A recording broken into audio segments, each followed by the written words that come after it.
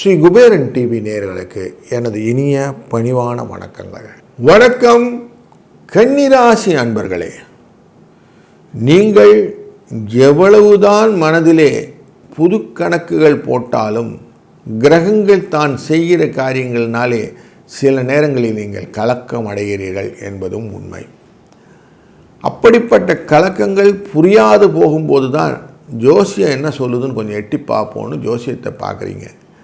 அப்படிப்பட்ட உங்களுக்கு இந்த வாரம் 16ஆம் தேதி பிப்ரவரியிலிருந்து 22ஆம் தேதி பிப்ரவரிக்குள்ள இந்த காலகட்டங்களிலே எப்படி பலன் இருக்கும் என்று தெளிவாக பார்ப்போம். உங்கள் ராசியின் 6ஆம் இடம் என்கிற கும்பராசிக்குள்ளர 6 கிரகங்கள் பயணம் செய்யக்கூடிய சூழ்நிலை இந்த வாரத்தில் இருக்கிறது. அப்படி பயணங்கள் செய்யும்போது முக்கியமாக சூரிய, சந்திர, சுக்கிர, புத, செவ்வாய், ராகு என்ற கிரகங்கள் அமைவதில் உங்களுடைய ராசியின் பங்கு அப்படி இருக்கு பார்க்கும்போது தொழில் ஸ்தானத்திலிருந்து குருவினால் பார்க்கக்கூடிய இந்த 6ஆம் இடமானது பொருள் வரவை ஏற்படுத்தக்கூடிய சூரியனாக மாற்றி கொடுக்கும், மகிழ்ச்சியை கொடுக்கக்கூடிய சந்திரனாக மாற்றி கொடுக்கும், பணவரவை ஏற்படுத்தக்கூடிய செவ்வாயாய் மாற்றி கொடுக்கும், லாபங்களை ஏற்றி கொடுக்கக்கூடிய புத பகவானாய் மாற்றி கொடுக்கும் என்பதும், மனக்கவலைகளை வீணாக கொண்டு வந்து குடும்பத்திலே சில சண்டை சச்சரவுகளையும் ஏற்படுத்தக்கூடியதாக சுக்கிர பகவான் அமைவதும் தெரிகிறது. அதனால் கொஞ்சம் தடுமாற்றங்கள், கொஞ்சம் அமைதியின்மை, நிறைய மகிழ்ச்சி.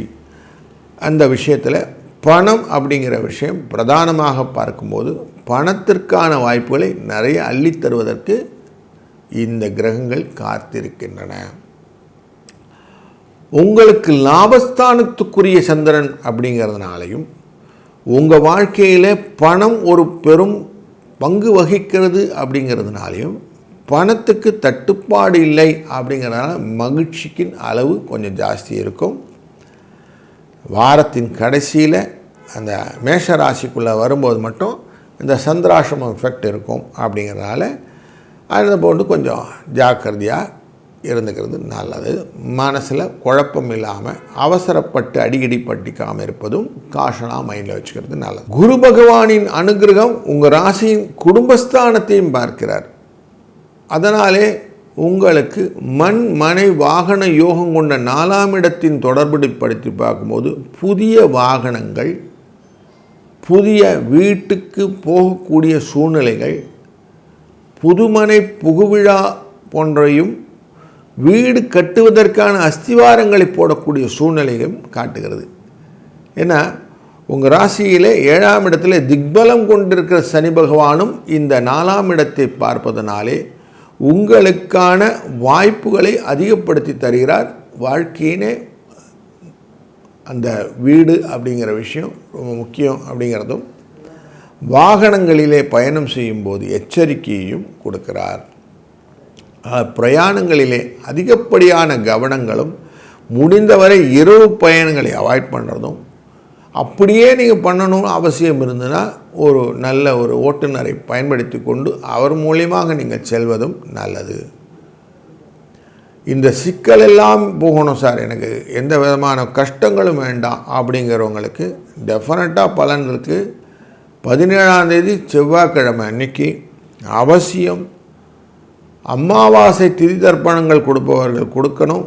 அதே போல் முன்னோர் தர்ப்பணங்கள் எல்லாம் முடித்து விட்டு அப்படி இல்லாத அன்பர்களும் அப்படி பண்ணின அன்பர்களும் நண்பகல் 11:36 12:24 வரை கண்ட அந்த நாழிகையில், அந்த நேரத்திலே உங்களால் இயன்ற முக்கியமாக தானிய வகைகளை கொஞ்சம் தானம் செய்யுங்க, பயறு வகைகளை கொஞ்சம் தானம் செய்யுங்கள்.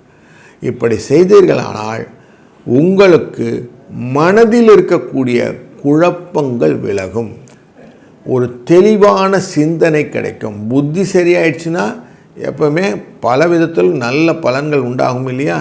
வரக்கூடிய நாள்களே உங்கள் ராசிநாதனான புதனானவர் வக்ரகதிக்கும் கொஞ்சம் போயிட்டு வர போகிறார்.